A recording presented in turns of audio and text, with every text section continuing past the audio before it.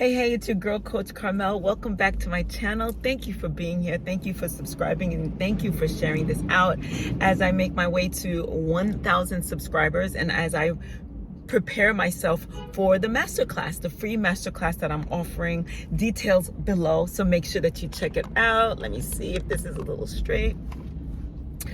I want to talk today about exercise and how it relates to our blood sugar levels. Now, I'm always on here talking about sugar cravings, sugar addiction. I myself am a recovering sugarholic.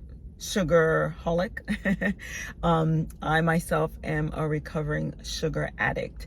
So I think it's important for me to bring this up at this time and how exercise really plays an important role in lowering our blood sugar levels. So for those of you who are concerned about your blood sugar levels, for those of you who have already been diagnosed with prediabetes or even diabetes, this is so important. And actually, this is important for everybody because this relates to everybody, whether you have a high blood sugar content or not.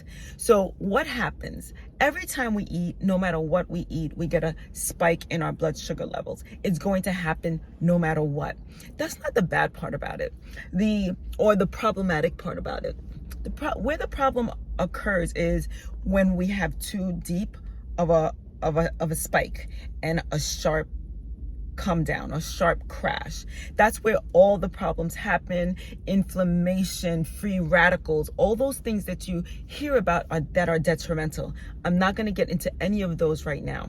But what I will say is how exercise plays a role in it is if we exercise or perform any type of physical activity within an hour and a half of us consuming our last meal, that's golden. Like we've thoroughly helped our body decrease the uptake of the sugar into our bloodstream. How does this happen?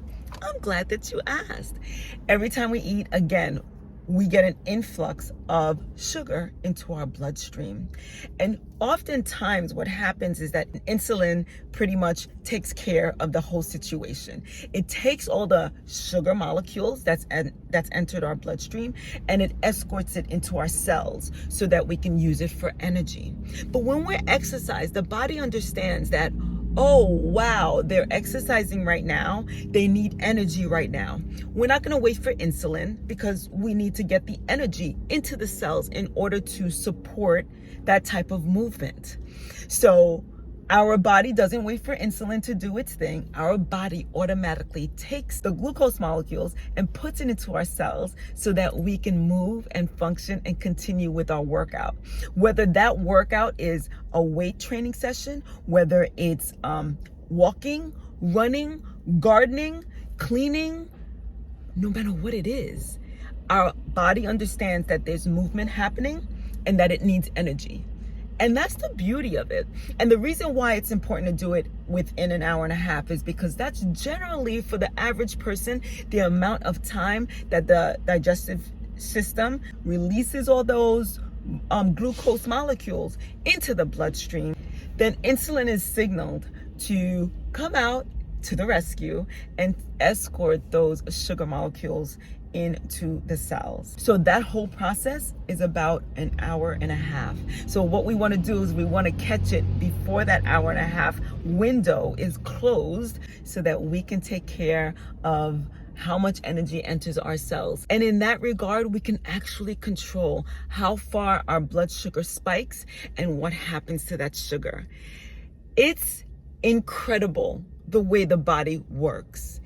Our body is really, truly here to protect us and to make sure that we're well and to do with the molecules that we feed it what it needs to do, again, in order to keep us functioning, keep us strong, keep us full of energy, and not deplete us and not crash us.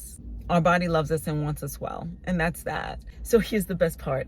I've included 2 videos in the description, the links to these 2 videos for a workout specifically designed for this, right? It's a full body workout. It's only 10 minutes long. We don't need a crazy amount of exercise after we've eaten. We don't need an hour power session. All we need is 5 to 10 minutes of movement.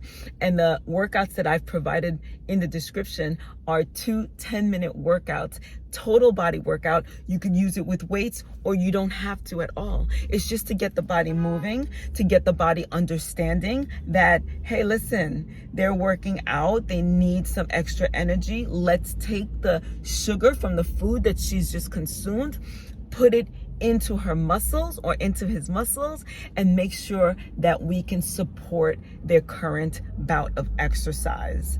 All right. Very, very simple movements. But like I mentioned in the video, make sure that you're listening to your body. And make sure that you've spoken to a physician as far as what it is that you're doing, what it is that you plan to do, and get your professional's opinion or advice or suggestions.